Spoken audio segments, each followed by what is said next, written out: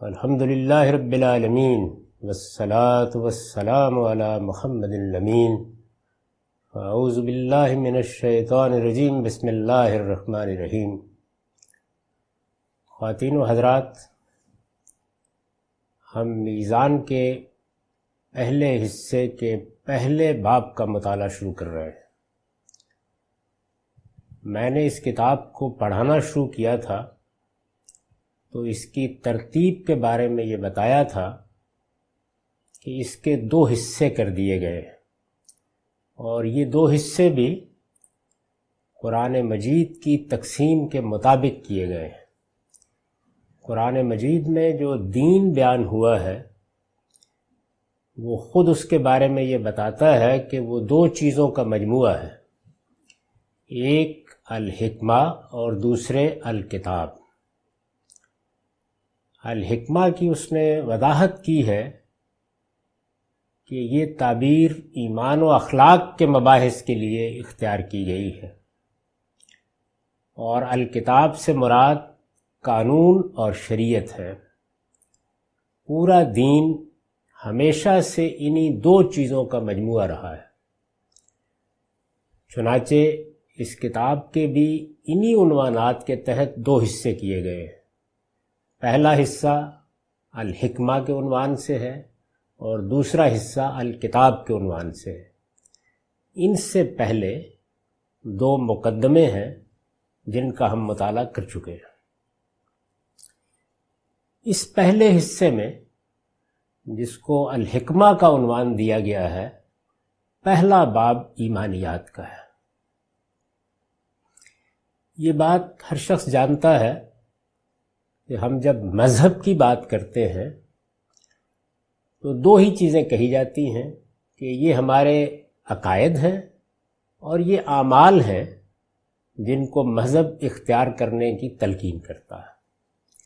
عقیدہ اور عقائد کی اصطلاح بعد میں پیدا ہوئی ہے، اس لیے میں نے اس کو اختیار نہیں کیا۔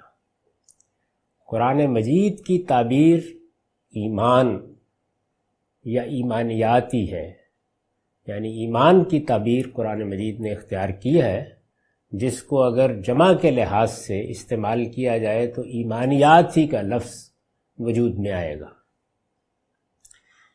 یہ ایمانیات کیا ہے، ان کا پس منظر کیا ہے، یہ تعبیر کیا معنی رکھتی ہے، اس کی ابتدا کہاں سے ہوئی ہے، یہ سب چیزیں ہم اس باب میں زیر بحث لائیں گے۔ یہاں صرف ابتدا میں اتنی بات عرض کرنا مقصود ہے کہ یہی اصطلاح ہمیں بھی ہمیشہ اختیار کرنی چاہیے، یعنی عقائد کے بجائے یہ اصطلاح معنی خیز بھی ہے، یہ اپنی پوری تاریخ بھی رکھتی ہے، اور یہی اصطلاح ہے کہ جو اس مدعا کو بھی صحیح طریقے پر واضح کرتی ہے جس کے پیش نظر یہ تعبیر اختیار کی گئی ہے۔ ہم مطالعے کی ابتدا کر رہے ہیں۔ میں نے لکھا ہے ایمان ایک قدیم دینی اصطلاح ہے۔ یہ پہلا جملہ یہ بتا رہا ہے کہ دین کی ابتدا قرآن مجید سے نہیں ہوئی، محمد الرسول اللہ صلی اللہ علیہ وسلم سے نہیں ہوئی۔ یہ بات بار بار کہنے کی اور مسلمانوں کو بتانے کی ضرورت ہے۔ یہ تاثر عام ہو گیا ہے کہ دین محمد الرسول اللہ سے، جس کو دین اسلام کہا جاتا ہے، شروع ہوا ہے، بلکہ بعض لوگ بے تکلف بانی اسلام کی اصطلاح بھی اختیار کر لیتے ہیں۔ یہ بات صحیح نہیں ہے۔ دین اللہ کا ہے، اس کی ابتدا آدم علیہ السلام ہی سے ہو گئی تھی۔ ہم جب قرآن مجید کی بیان کردہ تاریخ کو پڑھتے ہیں تو یہ بات بالکل واضح ہو جاتی ہے کہ قرآن مجید ہمیں یہ بتا رہا ہے کہ جس طرح انسان 2 چیزوں کا مجموعہ ہے، یعنی ایک اس کا حیوانی وجود ہے جس کے قرآن مجید نے مراحل بیان کیے ہیں کہ وہ ان سے گزر کر پایہ تکمیل کو پہنچا، اور پھر اس کا تسویہ کیا گیا، یعنی اسے ہر لحاظ سے درست کیا گیا۔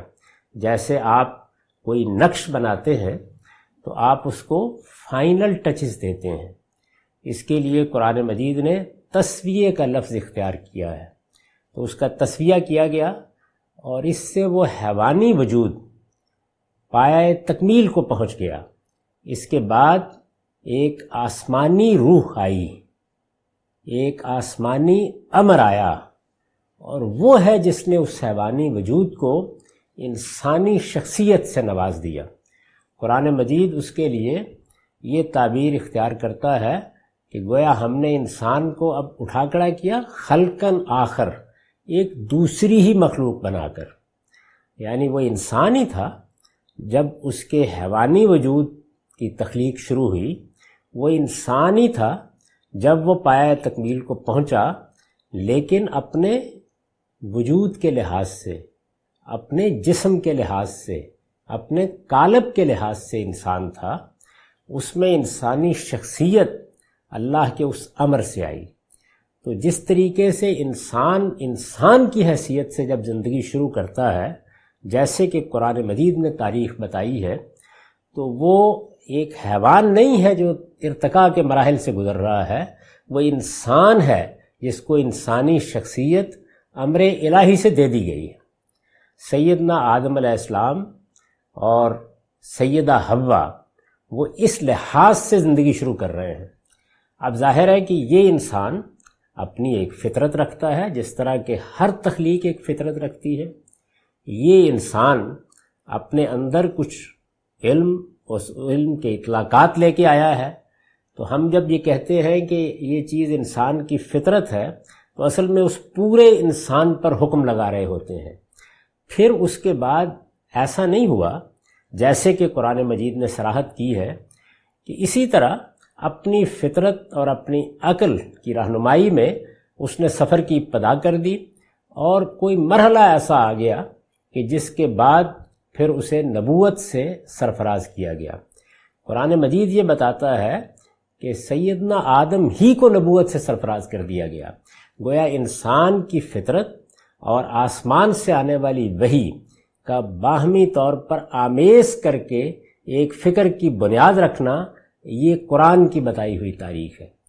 جس طرح قرآن نے یہ واضح کر دیا ہے، اور اس طرح سے بہت سے فلسفیوں کے اس محلال سے انسانیت کو نکالا ہے کہ انسان کی شخصیت کے ساتھ اپنی زندگی شروع کر رہا ہے، اسی طرح اس غلط فہمی کا بھی ازالہ کیا ہے کہ وہ اپنے حیوانی وجود کے تقاضوں کو پورا کرتے ہوئے تدریج کے ساتھ بعض نتائج تک پہنچا ہے۔ نہیں، ہرگز نہیں۔ اس نے ابتدا ہی ایک ایسے وجود کی حیثیت سے کی ہے کہ جس کے پاس اس کی نہایت خوبصورت فطرت بھی تھی اور خدا کی وحی بھی تھی۔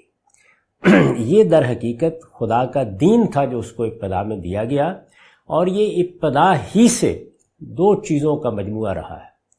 میں نے جس طرح کہ عرض کیا، یعنی اس میں ایمان، کچھ ماننے کی چیزیں ہیں، ان کی بھی پوری تفسیر قرآن نے کی ہے، اور یہ بتایا ہے کہ یہ جو ماننا ہے، یہ ایمان ہے، یہ تو اس کے دنیا میں، اس اصل شخصیت کے دنیا میں آ کر اپنے قالب کے ساتھ ملنے سے بھی پہلے ہو گئی۔ یعنی اس وقت جب قرآن سورہ اعراف میں یہ بتاتا ہے کہ ہم نے بنی آدم کی پیٹھوں سے ان کی اصل شخصیت کو نکالا اور ان سے پوچھا کہ الستو بربکم، تو انہوں نے کہا کہ بلا، کیا میں تمہارا پروردگار نہیں ہوں؟ تو انہوں نے اپنے ایمان کا اظہار کیا۔ تو گویا ایمان کی ابتدا وہاں سے ہو گئی۔ پھر وہ اصل شخصیت جب انسانی قالب کے ساتھ آ کے ملا دی گئی، اور جیسے ہی ملائی گئی اور پورا انسان وجود میں آیا، تو اس کی فطرت کو اسی طرح وہی سے بھی آمیز کر دیا گیا، اور یوں روشنی سے ابتدا ہوئی۔ اور اس میں ایک اہم ترین چیز، جیسے میں نے عرض کیا، ماننے کی چیزیں تھیں جن کو ہم ایمانیات کہتے ہیں، اور کچھ عمل کرنے کی چیزیں تھیں۔ قرآن مجید نے ان کی بھی تفصیل کی ہے کہ وہ کس طرح سے دی گئیں، ابتدائی تربیت کیسے ہوئی، اللہ تعالیٰ نے وہ کیا چیزیں ہیں جو شروع میں بتائیں۔ اور پھر قرآن یہ کہتا ہے کہ ہم نے یہ وعدہ کر لیا کہ وقتاً فوقتاً انسان کی فطرت تقاضا کرے گی تو اس کو ہماری ہدایت حالات کے لحاظ سے ملتی رہے گی۔ فَإِمَّا يَأْتِيَنَّكُم مِّنِّي هُدًى، یعنی وہ آتی رہے گی، اور پھر اس کے بعد انسانوں کا امتحان یہ ہے کہ فَمَن تَبِعَ هُدَايَ، جس نے میری اس ہدایت کی پیروی کی اسی کے لیے سرفرازی ہے۔ تو یہ دونوں چیزیں یعنی ایمانیات اور اعمال، ان اعمال کو بعض معاملات میں انسان کے لیے بالاجمال بیان کر دیا گیا ہے، اور بعض معاملات میں اس کو قانون یا ضابطے کی صورت دے دی گئی ہے۔ یہ قانون اور ضابطہ ہے جس کو ہم شرع سے تعبیر کرتے ہیں، شریعت سے تعبیر کرتے ہیں۔ قرآن مجید کی اپنی اصطلاح اس کے لیے الکتاب ہے۔ میں یہ بتا چکا ہوں کہ عربی زبان میں، قرآن مجید کی عربی زبان میں الکتاب کا لفظ جس طرح کتاب جس کو ہم کتاب کہتے ہیں اس کے لیے استعمال ہوتا ہے، بالکل اسی طرح قانون اور نوشتے اور خط کے لیے بھی استعمال ہوتا ہے۔ اس کے اور بھی استعمالات ہیں، تو یہ اس کے لیے استعمال ہوا ہے۔ تو ایمان ایک قدیم دینی اصطلاح ہے، یعنی ایسا نہیں ہے کہ ایمان کا لفظ یا ایمان کی تعبیر یہ قرآن مجید سے شروع ہوئی، بلکہ یہ قدیم دینی اصطلاح ہے۔ دین کی جو روایت انسانوں میں چلی آ رہی ہے، یہ اصطلاح بھی ان کے اندر ہمیشہ سے موجود رہی۔ آمنہ کا مادہ عبرانی زبان میں بھی موجود ہے۔ یہ حوالہ دینے کی ضرورت اس لیے ہے کہ عربی زبان میں اللہ کا کلام بعد میں نازل ہوا ہے، اس سے پہلے عبرانی زبان میں اللہ کا کلام نازل ہوتا رہا، تو وہاں بھی گویا یہ مادہ موجود ہے، اصطلاح بھی موجود ہے، اور جس طرح عربی زبان میں یہ مادہ پہلے سے موجود ہے جس کے مشتقات مختلف ہیں، بالکل اسی طرح وہاں بھی موجود ہے اور اس کے مشتقات استعمال ہوتے ہیں، اور صدق و اعتماد کے معنی میں استعمال ہوتا ہے۔ یعنی جو اس کا اصل مفہوم ہے وہ یہ ہے، آپ نے کسی چیز کی سچائی کو جان لیا ہے۔ سچائی اور سچائی کی دریافت یہ شاید انسان کا سب سے بڑا کارنامہ ہے، انسان کا سب سے بڑا شرف ہے۔ وہ یہ جاننا چاہتا ہے کہ حقیقت کیا ہے، حقیقت مطلقہ کی تلاش، حقیقت جیسے کہ وہ ہے اس کی جستجو، یہی انسان کا سب سے بڑا شرف ہے۔ یعنی انسان اپنی جبلتوں کی پیروی میں بہت سے حیوانی تقاضے ہیں جنہیں پورا کرتا رہتا ہے۔ انسان بہت سے معاملات میں معاف کیجیے الجھ جاتا ہے اور اپنی ہی الجھنوں کو سلجھاتا رہتا ہے، لیکن وہ جب اوپر اٹھتا ہے، جب ذرا نگاہ اوپر اٹھاتا ہے، جب پستی سے بلندی کی طرف دیکھتا ہے، وہ بلندی جو اس کے اندر موجود ہے، تو سب سے پہلے جو چیز اس کے لیے ہدف بنتی ہے، اس کی دلچسپیوں کا موضوع بنتی ہے، وہ سچائی کی تلاش۔ کسی انسان کا سب سے بڑا امتیاز یہی ہو سکتا ہے کہ ہم یہ دیکھیں کہ وہ پورے خلوص کے ساتھ سچائی کی تلاش میں سرگرداں ہے۔ یہ جب مل جاتی ہے، اور کیسے ملتی ہے؟ یہ تجربے اور مشاہدے سے مل جاتی ہے، یہ عقلی استدلال سے مل جاتی ہے۔ تو جب یہ مل جاتی ہے تو انسان اس کی تصدیق کرتا ہے۔ یہ تصدیق ہے جس کو پھر ایمان کے مادے سے بننے والے الفاظ سے تعبیر کیا جاتا ہے۔ اس کا دوسرا پہلو اعتماد ہے، یعنی ایک چیز سچائی ہے، اور اب آپ نے اس سچائی پر اپنے آپ کو کھڑا کر لیا ہے، آپ نے اس کے سہارے پر اپنے آپ کو قائم کر لیا ہے۔ اسی سے آمین کا کلمہ ہے۔ یہ جو ہم کہتے ہیں نا، سورہ فاتحہ پڑھی جاتی ہے یا دعا کی جاتی ہے تو ہم کہتے ہیں آمین، یہ بھی اسی سے بنا ہوا ہے، اسی مادے سے بنا ہے جس سے ہم کسی بات کی تصدیق کرتے ہیں۔ یعنی سچائی کو ہم نے جب تلاش کر لیا، یا سچائی جب ہمارے سامنے آ گئی، یا سچائی کی جستجو جب کامیاب ہو گئی، تو اب ظاہر ہے کہ سچائی اپنے وجود ہی سے اس بات کا تقاضا کرتی ہے کہ ایک سچا انسان اس کی تصدیق کرے، وہ یہ کہے کہ ہاں میں اب اس کو جھٹلا نہیں سکتا، یہ واضح ہو گئی ہے۔ اگر آپ غور کیجئے تو ہماری ساری جستجو اور تگ و دو اسی کی تلاش کی ہے۔ یہ جو اس زمانے میں سائنسی علوم کا بہت غلغلہ ہے، اس میں بھی کیا ہوتا ہے؟ یعنی جدوجہد ہوتی ہے کسی سچائی کو تلاش کرنے کے لیے، وہ مل جاتی ہے تو پھر اس کی تصدیق کا مرحلہ آتا ہے۔ جس طرح کی مشکلات نبیوں کو پیش آتی ہیں یا مصلحین کو پیش آتی ہیں، اگر آپ غور کریں تو اسی طرح کی مشکلات سائنسدانوں کو پیش آتی رہی۔ انہوں نے جب کسی سچائی کو تلاش کیا اور پھر اس کی گواہی دینے کے لیے اٹھے کہ یہ تو ایک حقیقت ہے جو ہم نے معلوم کر لی ہے، تو ان کے زمانے میں جو کچھ رسوم تھے، روایات تھیں، پہلے سے چلا آتا ہوا علم تھا یا کوئی مذہبی تصورات تھے، وہ ان کے مقابلے میں کھڑے ہو گئے۔ تو یہ چیز گویا سچائی کی فطرت میں ہے کہ وہ جب میسر ہو جاتی ہے، جب ہم اسے پا لیتے ہیں، تو وہ یہ چاہتی ہے کہ اب اس کی تصدیق کی جائے۔ قرآن میں یہ تعبیر اسی مفہوم کے لیے آئی ہے، یعنی یہی مفہوم کہ ایک سچائی کو پا لیا گیا، جب سچائی کو پا لیا ہے تو اب اس سچائی کی تصدیق کرنی ہے اور پھر اس پر کھڑا ہو جانا ہے۔ وہ جو صدق و اعتماد کی اصل ہے، وہی اصل میں ایمان کی پوری حقیقت بھی ہے۔ قرآن میں یہ تعبیر اسی مفہوم کے لیے آئی ہے۔ چنانچہ جب کسی چیز کو دل کے پورے یقین کے ساتھ تسلیم کر لیا جائے تو اسے ایمان کہا جاتا ہے۔ یہ جو ہماری زبان ہے، اس میں دل کا پورا یقین، یہ اصل میں انسان کی شخصیت کا پورا یقین ہے۔ ہم اس کے لیے یہی تعبیر موزوں سمجھتے ہیں۔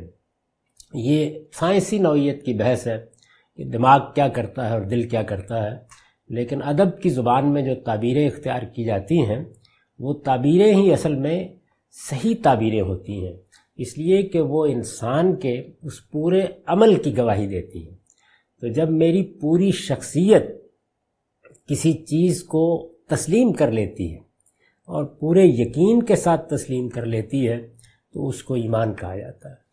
اس کی اصل خدا پر ایمان ہے، یعنی جو کچھ بھی ہم نے اس کائنات میں دریافت کرنا ہے، جس سچائی کی ہمیں تلاش ہے یا جس سچائی کی ہمیں جستجو ہے، اس میں سب سے بڑی سچائی یہی ہے کہ ہم اس نتیجے تک پہنچ جائیں کہ ہم اگر مخلوق ہیں تو ہمارا ایک خالق ہے۔ انسان شعور کی عمر کو پہنچنے کے بعد جس سب سے بڑی سچائی کو دریافت کرتا ہے، جو مقدمہ بنتی ہے ہر چیز کا، وہ اپنا مخلوق ہونا ہے۔ مراقبہ کر کے دیکھ لیجئے، ادنا درجے میں بھی انسان کے اندر اس کا کوئی شائبہ نہیں پایا جاتا کہ وہ اپنے آپ کو اپنا خالق سمجھ لے، یعنی وہ خالق کو مانے یا نہیں مانے، اپنے بارے میں وہ اس یقین کے ساتھ شعور کی عمر میں داخل ہوتا ہے کہ میں ایک مخلوق ہوں۔ مخلوق یعنی میں بنا ہوا ہوں، میرے اندر علم بھی ہے، میرے اندر حکمت بھی ہے، میرے اندر قدرت بھی ہے، میرے اندر بہت سے جذبات، احساسات اور رغبات بھی ہیں، میرا جسم بھی ایک معجزہ ہے، لیکن اس کا ماخذ خود میرے اپنے اندر کہیں موجود نہیں ہے۔ تو اس کے نتیجے میں اپنے مخلوق ہونے کے شدید اور آخری درجے کے احساس کے ساتھ انسان شعور کی عمر کو داخل ہوتا ہے، اور ظاہر ہے کہ اس کے بعد جو سب سے بڑی چیز اسے دریافت کرنی چاہیے وہ اپنے خالق ہی کا وجود ہے، سب سے بڑی چیز۔ یعنی یہ جن چیزوں کو ہم اپنی دریافتیں کہتے ہیں، یہ نیوٹن کے قوانین ہوں، ارسطو کے مقدمات ہوں، دور حاضر کی دریافتیں ہوں، یہ ضمنی چیزیں ہیں، ان کی بھی انسانی زندگی میں بڑی اہمیت ہے، ان کے نتائج بھی بڑے غیر معمولی نکلتے ہیں، لیکن اگر آپ غور کریں تو سب سے بڑا مسئلہ یہی ہے۔ چنانچہ آپ اگر انسان کی اس جستجو کی تاریخ پر ایک نظر ڈالیں تو آپ یہ دیکھیں گے کہ ایک طرف وہ لوگ ہیں جنہوں نے اپنی غیر معمولی ذہانت سے کام لے کر یہ کوشش کی کہ ان کے پاس جو ذرائع علم ہیں وہ انہی کی بنیاد پر اس حقیقت سے متعلق کوئی رائے، آخری رائے، حتمی رائے قائم کر لے۔ یہ جو فلسفہ ہے اس کی ابتدا یہاں سے ہوئی ہے، یعنی اس حقیقت کو ہم کس جگہ رکھتے ہیں یہیں سے ابتدا ہوئی ہے۔ اور یہی وجہ ہے کہ جو بنیادی مباحث تھے ان میں سب سے زیادہ بڑا مسئلہ وجود کا مسئلہ تھا، بینگ کا مسئلہ تھا، یعنی میں ہوں۔ یہ جب ہوں ہے تو اس کے اطلاق کو کیسے سمجھا جائے؟ یہ وجود میرے ذریعے سے جس طرح سامنے آتا ہے، کائنات کے ذریعے سے سامنے آتا ہے، اس کی حقیقت کیا ہے؟ اس حقیقت کی تلاش کا سفر شروع ہوا اور انسان نے اس کے لیے وہی ذرائع علم استعمال کیے جو ہر شخص کو حاصل ہے یعنی اس میں استعمال کرنے کی صلاحیت کا تفاوت ہو سکتا ہے لیکن وہ ہر شخص کو حاصل ہے۔ وہ ذرائع کیا ہیں؟ ان میں سے ایک بڑا ذریعہ مشاہدہ اور تجربہ ہے، یعنی میں چیزوں کو دیکھتا ہوں، مجھے یہ حواس دیے گئے ہیں، میری آنکھیں خارج کی دنیا میں کچھ اشیاء کا معائنہ کرتی ہیں، دیکھتی ہیں ان کو، میرے کان کچھ آوازیں سنتے ہیں اور خارج کی آوازیں سنتے ہیں، میرے ہاتھ چیزوں سے چھوتے ہیں تو ایک لمس کا احساس مجھ تک منتقل ہوتا ہے۔ تو میرے حواس کے ذریعے سے جو علم مجھے حاصل ہوتا ہے وہ میرا مشاہدہ ہے، وہ میرا تجربہ ہے۔ میں جب ان تجربات سے گزرتا ہوں اور بار بار گزرتا ہوں تو اس سے کچھ کلیات اور کچھ جزیات اخذ کر لیتا ہوں، اور یہی وہ چیز ہے کہ جو جب آگے بڑھتی چلی جاتی ہے تو نئی نئی دریافتوں اور نئے نئے انکشافات کی بنیاد بن جاتی ہے۔ ہمارے سائنسی علم کی ابتدا تجربے اور مشاہدے پر اسی اعتماد سے ہوئی تھی، لیکن انسان یہاں تک محدود نہیں رہتا یعنی یوں نہیں ہے کہ جو چیز اس کے مشاہدے میں آئے گی، جس کا وہ تجربہ کر سکے گا، بس وہ اپنے علم کو بھی وہیں تک محدود رکھے گا۔ اس کے اندر ایک بڑی غیر معمولی صلاحیت یہ پائی جاتی ہے کہ وہ جو کچھ مقدمات اس کو تجربے اور مشاہدے سے حاصل ہوتے ہیں ان کو پریمیسز میں بدلتا ہے اور پھر اس کے بعد اس سے کچھ نتائج نکالتا ہے۔ اس کو سادگی سے یوں بیان کر سکتے ہیں کہ اس کے محسوسات سے جو کچھ سامنے آتا ہے وہ یہاں سے آگے نامحسوسات کی دنیا میں قدم رکھنا چاہتا ہے۔ یہ در حقیقت وہ عمل ہے جس سے فلسفہ وجود میں آیا ہے۔ اس کی ایک تاریخ ہے، یہ تاریخ تالیس ملتی سے شروع ہوتی ہے اور پھر اس کے بعد نتشے پر آ کر ختم ہو جاتی ہے۔ اس ساری تاریخ کا اگر آپ مطالعہ کریں تو یہ بالکل واضح ہو جاتا ہے کہ تمام تگ و دو مکمل طور پر ناکام رہی، یعنی اس میں بہت سے نظریات وجود میں آئے، بہت سے بت تراشے گئے اور پھر تراشیدم پرستیدم شکستم کی بنیاد پر آئے اور چلے گئے۔ یہ ایک پوری تاریخ ہے۔ اس کے بھی حاصلات غیر معمولی ہیں، یعنی سفر رائے گاں نہیں گیا، لیکن ان حاصلات کو ہم ضمنی حاصلات کہہ سکتے ہیں۔ اصل بات یہ کہ انسان اس یقین و اعتماد پر کھڑا ہو جاتا کہ میں کیا ہوں، میرا مخلوق کی حیثیت سے احساس جس خالق کا تقاضا کرتا ہے وہ اپنی شخصیت کے لحاظ سے کیا ہے، میری ابتدا کیا ہے، میری انتہا کیا ہے۔ یہ جو میٹا فزکس یا ما بعد طبیعیات کے حقائق ہیں، ان کے بارے میں کسی واضح جگہ پر پہنچنے میں ناکامی ہو گئی۔ چنانچہ ہم جانتے ہیں کہ فلسفے میں وجود کی بحث کو ایک طرف رکھ کے علم کی بحث شروع ہوئی، یعنی سب سے پہلے یہ تو جانا جائے کہ ہم کیا جان سکتے ہیں، کیا نہیں جان سکتے، اور ہمارے ذرائع علم کیا ہیں۔ یہ بحث بھی اپنے حاصلات کے لحاظ سے بہت مفید رہی ہے، لیکن ایسا نہیں ہو سکا کہ وہ ہمیں اس جگہ پہنچا دے، حتمی طور پر اس جگہ پہنچا دے کہ جہاں ہم کہہ سکیں کہ ہم آپ ہی وجود پذیر ہو گئے ہیں، ہم ہی اپنے ماسٹر ہیں، ہمارا کوئی خالق نہیں ہے، یا یہ کہ ہے۔ دوسرا راستہ جو انسان نے اختیار کیا وہ صوفیانہ مذاہب کا راستہ ہے، یعنی جب یہ اندازہ ہوا کہ عقل تو ایسے ہی ٹامکٹویاں مار رہی ہے، اس کے سامنے حقائق کے کھلنے کے ذرائع نہیں ہیں. خاص طور پر جب عقل کا تجزیہ کیا بڑے فلسفیوں نے، جیسے کانٹ نے کریٹیک آف پیور ریزن میں، تو یہ واضح ہو گیا کہ ہمارے ہاں اس تجربے اور مشاہدے سے حاصل ہونے والے مقدمات سے عقلی استدلال کے بھی کچھ حدود ہیں. تو زیادہ تر رجحان اسی جانب رہا کہ پھر ہمارے باطن میں کچھ حقائق ہیں. انسان خواب دیکھتا ہے، وہ اپنے اندر جھانکتا ہے تو اس کو وہاں ایک دنیا نظر آتی ہے.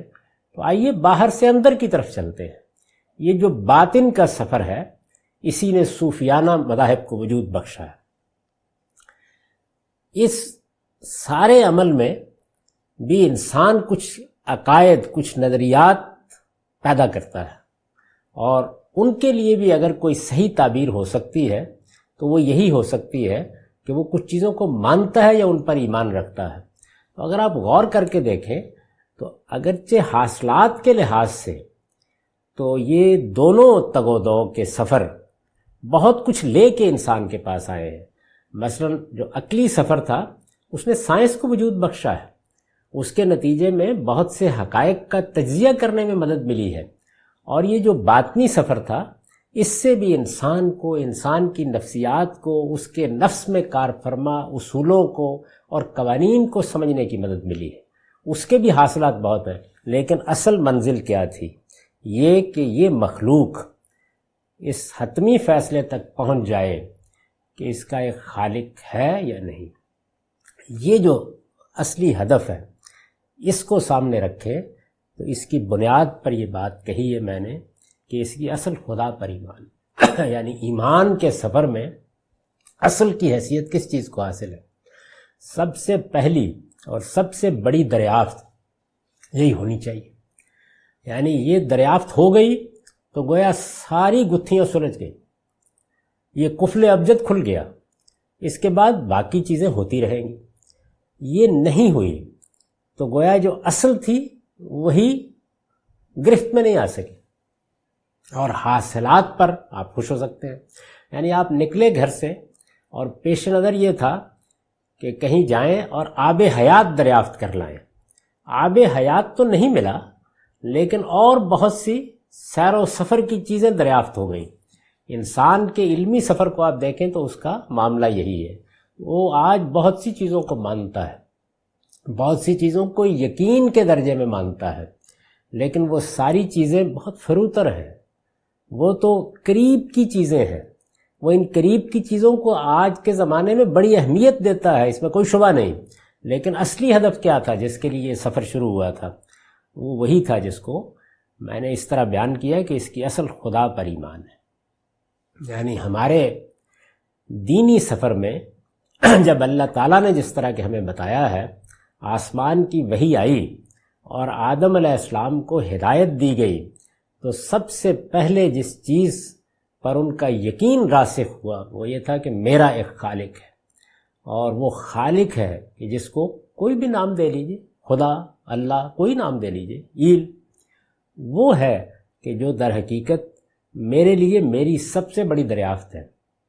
یعنی خالق کی شخصیت واضح ہو گئی، مخلوق پہلے ہی میرے سامنے ہے، تو بات پوری ہو گئی. اب آگے سفر کی ابتدا کرتے ہیں. اس کی اصل خدا پر ایمان ہے. انسان اگر اپنے پروردگار کو اس طرح مان لے کہ تسلیم و رضا کے بالکل آخری درجے میں اپنے دل و دماغ کو اس کے حوالے کر دے تو قرآن کی اصطلاح میں وہ مومن ہے.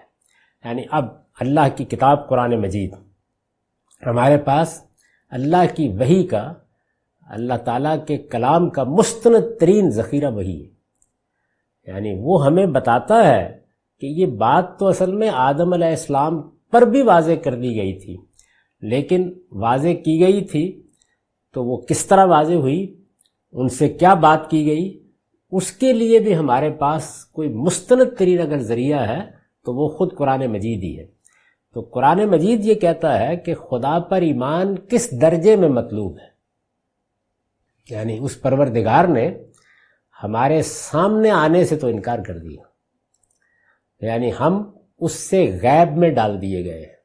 یہ جو ایمان بالغیب کی تعبیر اختیار کی جاتی ہے، اس کو لوگ اس طرح پیش کرتے ہیں کہ یہ گویا عقلی تقاضوں کے بغیر کسی چیز کو ماننا ہے۔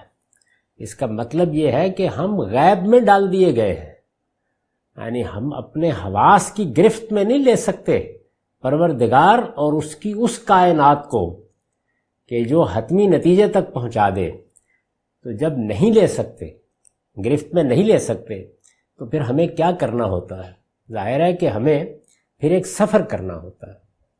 وہ جو سفر ہے وہ کس درجے میں مطلوب ہے، کیسے مطلوب ہے؟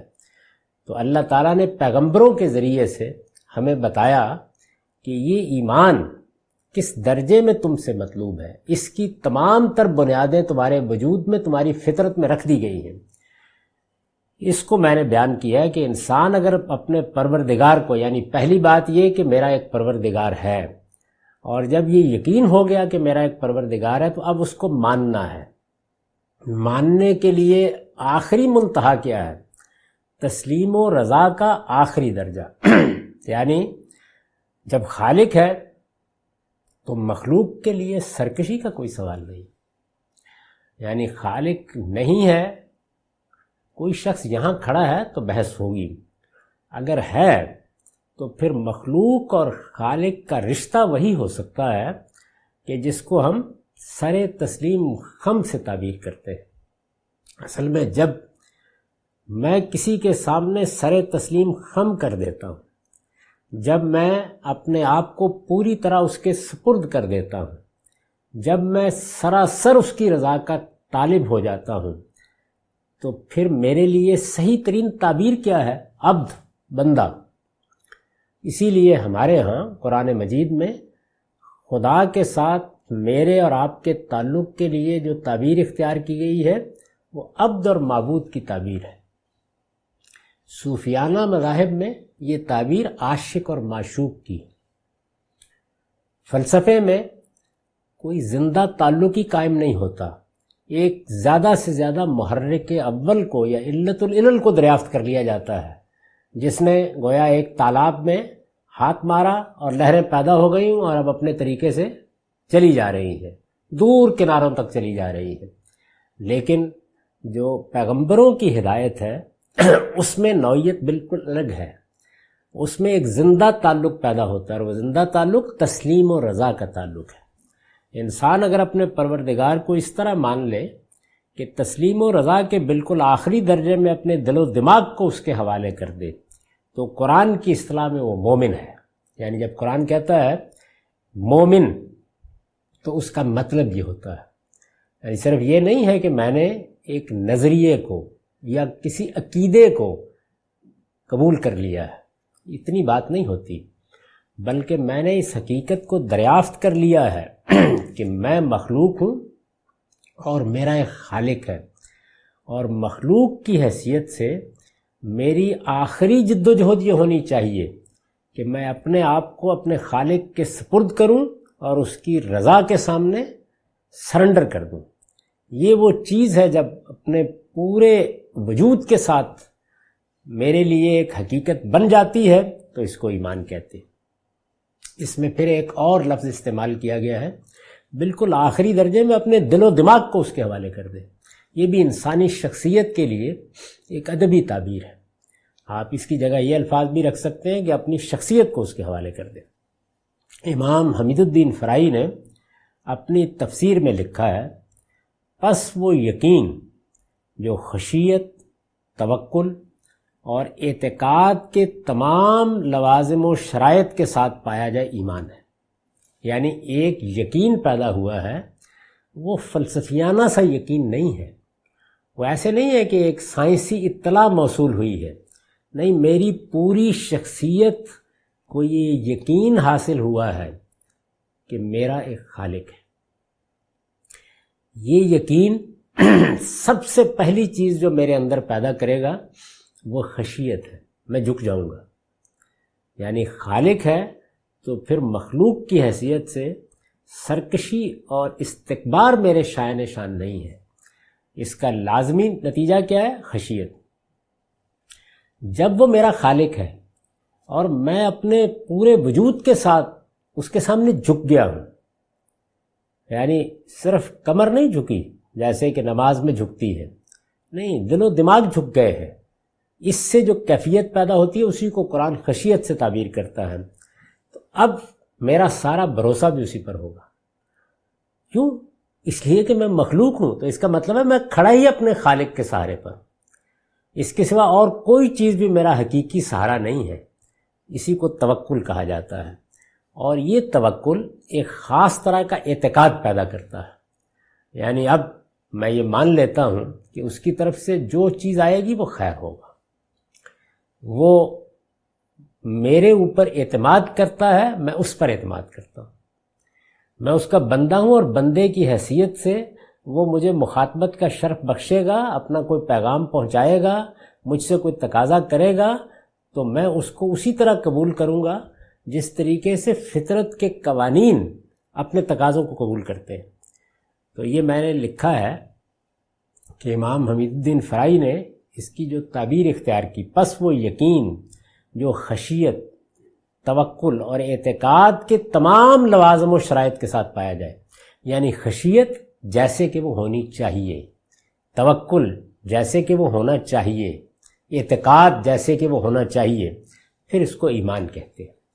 اور جو شخص اللہ تعالیٰ پر، اس کی آیات پر، دیکھیے اللہ تعالیٰ پر، اس کی آیات پر، یہ آیات شروع سے اترتی آ رہی ہے، یہ انفس میں موجود ہیں، یہ آفاق میں موجود ہیں، یہ کلام اور وحی کی صورت اختیار کر کے پیغمبروں پر نازل ہوتی ہے۔ یہ بہت خوبصورت لفظ ہے جو قرآن مجید نے ہمیں بتایا ہے، یعنی نشانی۔ آیت کا مطلب کیا ہے؟ نشانی، وہ جو کسی چیز کا پتہ دے۔ وہ کہا جاتا ہے نا کہ کہہ دیتی ہے شوخی نقش پا کی، ابھی اس راہ سے کوئی گیا ہے، ابھی اس راہ سے کوئی گیا ہے، کہہ دیتی ہے شوخی نقش پا کی۔ وہ جو نقش پا کی شوخی ہے وہ اصل میں کسی کا پتہ دے رہی ہوتی ہے۔ تو اسی طرح یہ آیات انفس میں ہیں، آفاق میں ہیں، یا کلام کی صورت میں آتی ہیں، یہ پتہ دیتی ہیں اس کا جو اس کائنات کا خالق ہے۔ اور جو شخص اللہ تعالیٰ پر، اس کی آیات پر، اس کے احکام پر ایمان لائے، اپنا سب کچھ اس کو سونپ دے، اس کے فیصلوں پر راضی ہو جائے، وہ مومن ہے۔ میں نے اوپر جو اجمال کے ساتھ بیان کی ہے بات، وہ یہی ہے جس کو امام حمید الدین فرائی نے تفصیل سے بیان کر دیا ہے نظام القرآن میں۔ ایمان کی یہی حقیقت ہے، یعنی یہ حقیقت کہ ایمان اصل میں وہ یقین ہے جو خشیت، توکل اور اعتقاد کے تمام لوازم و شرائط کے ساتھ پایا جائے، اس کو ایمان کہتے ہیں۔ ایمان کی یہی حقیقت ہے جس کی بنا پر قرآن تقاضا کرتا ہے کہ دل کی تصدیق کے ساتھ انسان کے قول و عمل کو بھی اس پر گواہ ہونا چاہیے۔ یعنی یہ جو ایمان ہے، یہ جس طرح ہم دنیا میں کچھ چیزوں کو مانتے ہیں، یہ اس طرح کی چیز نہیں ہے۔ اس نے تو آنا ہے اور میرے پورے وجود کا احاطہ کر لینا ہے۔ میرے پورے وجود کا احاطہ کرے گا تو میری زبان بھی اس ایمان کے ذریعے سے بولے گی، اور میرا عمل بھی اسی سے وجود پذیر ہوگا۔ پھر یہ ہو نہیں سکتا کہ یہ ایمان آئے اور یہ میرے قول و عمل کو اپنی گرفت میں نہ لینے۔ ایمان کی یہی حقیقت ہے جس کی بنا پر قرآن تقاضا کرتا ہے کہ دل کی تصدیق کے ساتھ، یعنی میرا باطن، دل باطن کی تعبیر ہے میری شخصیت کی، دل کی تصدیق کے ساتھ انسان کے قول و عمل کو بھی اس پر گواہ ہونا چاہیے۔ یعنی وہ ایمان نہیں کہلا سکتا، وہ پھر کوئی فلسفیانہ تصور ہے جو میرے ہاں پیدا ہوا ہے۔ یہ ایمان کہ میں مخلوق ہوں اور میرا ایک خالق ہے، یہ لازمی طور پر مجھے اس ہستی کے ساتھ ہر لحاظ سے متعلق کر دے گا، اور پھر نہیں ہو سکتا، ہرگز نہیں ہو سکتا کہ میرا قول اور میرا عمل اس کی تصدیق نہ کرے۔ چنانچہ ہر نیکی کو وہ، یعنی قرآن، ایمان کا خاصہ اور ایمان والوں کا لازمی وصف بتاتا ہے۔ یعنی اب قرآن یہ کہتا ہے کہ یہ جو ایمان ہے اس کے لازمی نتیجے کے طور پر اخلاق پیدا ہو جانا چاہیے۔ اخلاق ہی ہے نا جس کو ہم نیکی سے تعبیر کرتے ہیں۔ اور یہ اخلاق ہی کے مختلف مظاہر ہیں جن کو ہم اہل ایمان کے اوصاف کی حیثیت سے دیکھتے ہیں۔ چنانچہ ہر نیکی، یعنی اب نیکی کی کوئی تعبیر ایسی نہیں ہے جو اس سے پھوٹ نہ رہی ہو۔ چنانچہ قرآن مجید نے ایک جگہ جب یہ کہا کہ ما کنت تدری مل کتاب ولل ایمان، تم نہیں جانتے تھے، یعنی تفصیلات کے ساتھ نہیں جانتے تھے، رسول اللہ کو مخاطب کر کے کہا ہے کہ ایمانیات کیا ہیں اور شریعت کیا ہے، کیونکہ 2000 سال کی تاریخ تھی پیچھے، تو یہ تفصیلات بڑی حد تک مبہم ہو کر رہ گئی تھی، اس ابہام کی طرف اشارہ کیا ہے۔